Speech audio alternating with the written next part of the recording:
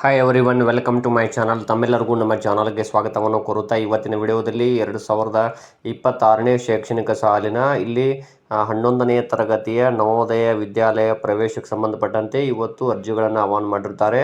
ಹೌದು, ಈ ವರ್ಷ 10ನೇ ತರಗತಿ ಪಾಸ್ ಆದಂತಹ ವಿದ್ಯಾರ್ಥಿಗಳು ಇಲ್ಲಿ ನವೋದಯ 11ನೇ ತರಗತಿಗೆ ಇಲ್ಲಿ ತಾವು ಅರ್ಜಿಗಳನ್ನು ಸಲ್ಲಿಸಬಹುದು. ಅದು ಹೇಗೆ ಅನ್ನೋದನ್ನು ತಮ್ಮೊಂದಿಗೆ ಇವತ್ತು ತಿಳಿಸ್ಕೊಡ್ತಾ ಹೋಗ್ತೀನಿ. ನೀವು ತಾವುಗಳು ನಮ್ಮ ಚಾನಲ್ ಫಸ್ಟ್ ಟೈಮ್ ನೋಡ್ತಾ ಇದ್ದರೆ ತಾವೆಲ್ಲರೂ ಕೂಡ ಈ ಚಾನಲನ್ನು ಸಬ್ಸ್ಕ್ರೈಬ್ ಆಗಿ ಅಂತ ತಿಳಿಸುತ್ತಾ, ಇಲ್ಲಿ ತಾವು ಅರ್ಜಿಗಳನ್ನು ಸಲ್ಲಿಸಬೇಕು ಅಂದರೆ ಏನೇನು ಎಲಿಜಿಬಿಲಿಟಿ ಇರಬೇಕು ಅಂದರೆ ನೋಡಿರಿ, ನಿಮ್ಮ ಹುಟ್ಟಿದ ದಿನಾಂಕ ಇಲ್ಲಿ 1/6/2009ರಿಂದ 31/7/2011 ಒಳಗಡೆ ಇರಬೇಕು ಅಂತ ತಿಳಿಸಿದ್ದಾರೆ, ತಮ್ಮ ಡೇಟ್ ಆಫ್ ಬರ್ತು.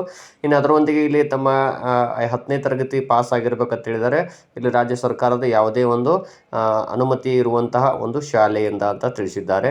ಇನ್ನು ಹಾಗಾದರೆ ಇದ್ರ ಜೊತೆಗೆ ಇಲ್ಲಿ ತಾವು ಇಲ್ಲಿ 60% ರಿಸಲ್ಟನ್ನು ಪಡ್ಕೊಂಡಿರಬೇಕು 10ನೇ ತರಗತಿಯಲ್ಲಿ. ಅಂದರೆ ಇಲ್ಲಿ 60% ಅಂಕಗಳನ್ನು ಪಡೆದುಕೊಂಡಂತಹ ವಿದ್ಯಾರ್ಥಿಗಳು ಇಲ್ಲಿ 10ನೇ ತರಗತಿಯಲ್ಲಿ ಪಾಸಾದಂಥ ವಿದ್ಯಾರ್ಥಿಗಳು ಅರ್ಜಿಗಳನ್ನು ಸಲ್ಲಿಸಬಹುದು. ಮತ್ತು ಅದಲ್ಲದೆ ಇಲ್ಲಿ ಗಣಿತ ಮತ್ತು ವಿಜ್ಞಾನದಲ್ಲಿ 60% ಅಂಕಗಳನ್ನು ಅಂದರೆ 100ಕ್ಕೆ 60 ಅಂಕಗಳನ್ನು ಪಡೆದಂಥ ವಿದ್ಯಾರ್ಥಿಗಳು ಮಾತ್ರ ಅರ್ಜಿಗಳನ್ನು ಸಲ್ಲಿಸಬಹುದಾಗಿರುತ್ತೆ ಅಂತ ತಿಳಿಸಿದ್ದಾರೆ. ಇಲ್ಲಿ ಯಾವ್ಯಾವ ಶಾಲೆಗಳಿಗೆ ಅಂದರೆ ತಮ್ಮ ಜಿಲ್ಲೆ ಯಾವುದಿದೆಯೋ ಆ ಶಾಲೆಗೆ ಮೊದಲಿಗೆ ಅಪ್ಲೈ ಮಾಡಬೇಕಾಗುತ್ತೆ. ನೆಕ್ಸ್ಟ್ ಇಲ್ಲಿ ಏನು ಕೊಟ್ಟಿದ್ದಾರೆ ಅಂದರೆ ಅವರು ಮೆರಿಟ್ ಲಿಸ್ಟ್ ಇದೆಯಲ್ಲ, ಅದು ಎಷ್ಟು ಸೀಟುಗಳು ಲಭ್ಯ ಇದಾವೋ ಅದರ ಆಧಾರ ಮೇಲೆ ಇಲ್ಲಿ ಆಯ್ಕೆಯನ್ನು ಮಾಡಲಾಗುತ್ತೆ ಅಂತ ತಿಳಿಸಿದ್ದಾರೆ. ಹಾಗಾದರೆ ಇಲ್ಲಿ ಅರ್ಜಿಗಳನ್ನು ಸಲ್ಲಿಸುವುದು ಹೇಗೆ ಅನ್ನೋದನ್ನು ತಿಳಿಸುವುದಾದರೆ ಇಲ್ಲಿ ತಾವು ಏನು ಮಾಡಬೇಕು ಅಂದರೆ ತಮಗೆ ಸಮೀಪದ ಒಂದು ಜವಾಹರ್ ನವೋದಯ ವಿದ್ಯಾಲಯಕ್ಕೆ ಹೋಗಿ ಆಫ್ಲೈನ್ನಲ್ಲಿ ಅಂದರೆ ಇದನ್ನು ಆನ್ಲೈನ್ನಲ್ಲಿ ಸಲ್ಲಿಸುವುದೇನಿಲ್ಲ, ತಾವು ಎಲ್ಲ ದಾಖಲೆಗಳೊಂದಿಗೆ ಹೋಗಿ ಇಲ್ಲಿ ತಮಗೆ ಸಮೀಪದ ನವೋದಯ ವಿದ್ಯಾಲಯಕ್ಕೆ ಹೋಗಿ ಅರ್ಜಿಗಳನ್ನು ಸಲ್ಲಿಸಬೇಕು. ಇಲ್ಲಿ ಅರ್ಜಿಗಳನ್ನು ಸಲ್ಲಿಸುವಂಥ ಕಡೆಯ ದಿನಾಂಕ ಇಲ್ಲಿ ಜೂನ್ 25, 2026 ಅಂತ ತಿಳಿಸಿದ್ದಾರೆ. ಹಾಗಾದರೆ ಇಲ್ಲಿ ಒಂದು ಅಪ್ಲಿಕೇಶನ್ ಫಾರ್ಮ್ ಇರುತ್ತೆ, ನೋಡ್ತಾ ಹೋಗ್ಬೋದು. ತಾವು ಕೂಡ ತಮ್ಮ ಆಧಾರ್ ನಂಬರ್ನ ಮೆನ್ಷನ್ ಮಾಡಬೇಕಿಲ್ಲಿ. ಅದರೊಂದಿಗೆ ತಮ್ಮ ಒಂದು ಪಾಸ್ಪೋರ್ಟ್ ಸೈಜ್ ಫೋಟೋ ಮೆನ್ಷನ್ ಮಾಡಿ ಇಲ್ಲಿ ಎಂಟ್ರಿ ಮಾಡಬೇಕು, ಅದರಲ್ಲಿ ಅಟ್ಯಾಚ್ ಮಾಡಬೇಕಾಗುತ್ತೆ. ಅದರೊಂದಿಗೆ ತಮ್ಮ ನೇಮ್ ಬ್ಲಾಕ್ ಲೆಟರ್ಸ್ ಅಂದರೆ ಇಲ್ಲಿ ಕ್ಯಾಪಿಟಲ್ ಲೆಟರ್ಸಲ್ಲಿ ಬರೀಬೇಕು. ಮದರ್ ನೇಮ್ ಆಗಿರ್ಬೋದು, ಫಾದರ್ ನೇಮ್ ಕೂಡ ಬ್ಲಾಕ್ ಲೆಟರ್ಸಲ್ಲಿ ಬರೀಬೇಕು. ಒಂದು ವೇಳೆ ಇಲ್ಲಿ ಫಾದರ್ ಅಥವಾ ಮದರ್ ಇಲ್ಲ ಅಂದರೆ ಇಲ್ಲಿ ಗಾರ್ಡಿಯನ್ ನೇಮ್ ಯಾರಿದಾರೋ ಅವರ ಹೆಸರನ್ನು ಮೆನ್ಷನ್ ಮಾಡಬೇಕಾಗುತ್ತೆ ಅಲ್ಲಿ. ಮತ್ತು ಅಲ್ಲಿ ರಿಲೇಷನ್ ವಿತ್ ಗಾರ್ಡಿಯನ್ ಅವರು ನಿಮ್ಗೇನು ರಿಲೇಟಿವ್ಸ್ ಆಗಬೇಕು ಅನ್ನೋದು ಬರೀಬೇಕು. ಇನ್ನು ನ್ಯಾಷನಾಲಿಟಿ ಆಫ್ ದ ಕ್ಯಾಂಡಿಡೇಟ್ ಅದು ಇಂಡಿಯನ್ ಬರುತ್ತೆ ಆಲ್ಮೋಸ್ಟ್ ಆಲು. ಇನ್ನು ಪ್ರೆಸೆಂಟ್ ಪೋಸ್ಟಲ್ ಅಡ್ರೆಸ್ ಈಗಿನ ಒಂದು ವಿಳಾಸ ಯಾವುದು ಅಂತ ಮೆನ್ಷನ್ ಮಾಡಬೇಕು. ಮೊಬೈಲ್ ನಂಬರ್ ಆಗಿರ್ಬೋದು ಅದನ್ನು ಎಂಟ್ರಿ ಮಾಡಬೇಕು, ಇಮೇಲ್ ಐ ಡಿ ಮತ್ತು ಪರ್ಮನೆಂಟ್ ಪೋಸ್ಟಲ್ ಅಡ್ರೆಸ್ ನಿಮ್ಮ ಸ್ವಂತ ವಿಳಾಸ ಯಾವುದು ಅದನ್ನು ಕೂಡ ಅಲ್ಲಿ ಎಂಟ್ರಿ ಮಾಡಿ ಮೊಬೈಲ್ ನಂಬರ್ನ ಕೂಡ ಮೆನ್ಷನ್ ಮಾಡಬೇಕು. ಇನ್ನು ನೆಕ್ಸ್ಟ್ ಇಲ್ಲಿ ಜೆಂಡರ್ ಬಾಯ್ಸ್ ಗರ್ಲ್ ಅಂತ ಇರ್ತದೆ ಅಥವಾ ಟ್ರಾನ್ಸ್ಜೆಂಡರ್ಡ್ ಅಂತ ಇರ್ತದೆ. ಮತ್ತು ಇಲ್ಲಿ ಏರಿಯಾ ರೂರಲ್ ಅಥವಾ ಅರ್ಬನ್ ಅಂತ ಇರುತ್ತೆ, ಅದರಲ್ಲಿ ಯಾವುದಾದ್ರೂ ಮೆನ್ಷನ್ ಮಾಡಿ. ಇನ್ನು ಕ್ಯಾಟಗರಿ ಅಂತ ಇರುತ್ತೆ, ತಮ್ಮ ಕಾಸ್ಟ್ ಯಾವುದು, ಇಲ್ಲಿ ಜನರಲ್, SC ST OBC ಅಂತ ಇರುತ್ತೆ, ಅದನ್ನು ಮೆನ್ಷನ್ ಮಾಡಬೇಕಾಗುತ್ತದೆ. ಇನ್ನು ಡಿಸೆಬಿಲಿಟಿ ಅಂದರೆ ನಿಮ್ದು ಏನಾದರೂ ವಿಶೇಷ ಚೇತನರಾಗಿದ್ದರೆ ಅಂಗವಿಕಲ ವಿದ್ಯಾರ್ಥಿಗಳಾಗಿದ್ದರೆ ಅದನ್ನು ಮೆನ್ಷನ್ ಮಾಡಿ ಯಾವುದರಲ್ಲಿ ತಾವು ವಿಶೇಷ ಚೇತನರಿದ್ದೀರಿ ಅಂತ. ಇನ್ನು ಮ್ಯಾರಿಟಲ್ ಸ್ಟೇಟಸ್ ಇವೆಲ್ಲ ಅನ್ಮ್ಯಾರಿಡೇ ಬರಬೇಕು, ಅದನ್ನು ಎಂಟ್ರಿ ಮಾಡಿ. ಇನ್ನು ನೆಕ್ಸ್ಟು ಡೇಟ್ ಆಫ್ ಬರ್ತ್, ತಮ್ಮ date of birth, date, month, ಇಯರನ್ನು ಮೆನ್ಷನ್ ಮಾಡಬೇಕಾಗುತ್ತೆ.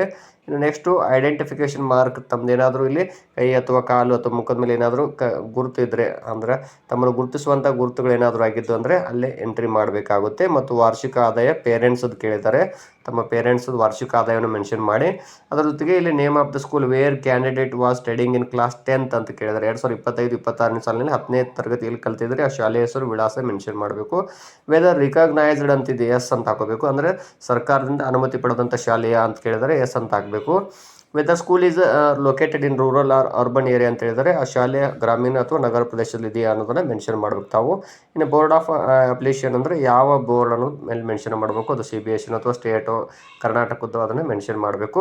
ಒಂದು ವೇಳೆ ತಾವು 10ನೇ ತರಗತಿನ ಯಾವ ಮೀಡಿಯಮಲ್ಲಿ ಕಲ್ತಿದ್ದೀರಿ ಅದನ್ನು ಇಂಗ್ಲೀಷ್ ಮೀಡಿಯಮ್ ಅಥವಾ ಕನ್ನಡ ಮೀಡಿಯಮ್ ಅದನ್ನು ಮೆನ್ಷನ್ ಮಾಡಬೇಕಾಗುತ್ತೆ. ಇನ್ನು ನೆಕ್ಸ್ಟ್ ಇಲ್ಲಿ ಅಕಾಡೆಮಿಕ್ ಕ್ವಾಲಿಫಿಕೇಷನ್ ಅಂತ ಕೇಳಿದರೆ 10ನೇ ತರಗತಿಯಲ್ಲಿ ಪಡ್ಕೊಂಡ ಅಂಕಗಳು ಇಲ್ಲಿ ಕೊಟ್ಟಿದ್ದಾರೆ ನೋಡ್ರಿ.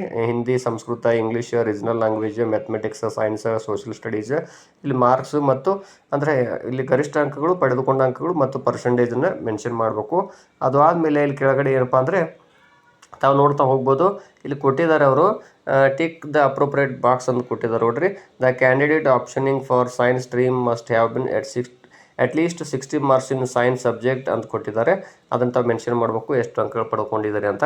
ಇನ್ನು ಅದಾದಮೇಲೆ ಡಿಕ್ಲರೇಷನ್ ಇಲ್ಲಿ ತಮ್ಮ ಸಿಗ್ನೇಚರು, ಫಾದರ್ ಸಿಗ್ನೇಚರ್ ಅಥವಾ ಮದರ್ ಸಿಗ್ನೇಚರು ಅಲ್ಲೇ ಮಾಡಬೇಕು ಮತ್ತು ಡೇಟ್ ಕೂಡ ಹಾಕಬೇಕು. ಇಷ್ಟು ಮಾಡಿ ತಾವು ತಮ್ಮ ಸಮೀಪದ ಒಂದು ನವೋದಯ ವಿದ್ಯಾಲಯ ಒಂದು ಶಾಲೆಗೆ ಹೋಗಿ ಈ ಡಾಕ್ಯುಮೆಂಟನ್ನೆಲ್ಲ ಇದಕ್ಕೆ ಅಟ್ಯಾಚ್ ಡಾಕ್ಯುಮೆಂಟ್ ಕೂಡ ಕೊಡಬೇಕಾಗುತ್ತೆ. ಅಂದರೆ ಜಾತಿ ಆದಾಯ ಪ್ರಮಾಣ ಪತ್ರ, ಆಧಾರ್ ಕಾರ್ಡ್ ಆಗಿರ್ಬೋದು, ರೇಷನ್ ಕಾರ್ಡ್ ಆಗಿರ್ಬೋದು ಮತ್ತು ಇಲ್ಲಿ SSLC ಮಾರ್ಕ್ಸ್ ಕಾರ್ಡ್ ಇವೆಲ್ಲವನ್ನು ಜೆರಾಕ್ಸ್ ಅಟ್ಯಾಚ್ ಮಾಡಿ ಹೋಗಿ ಕೊಡಬೇಕಾಗುತ್ತೆ ಅಂತ ತಿಳಿಸ್ತಾ ಇದ್ದೀನಿ. ಧನ್ಯವಾದಗಳು.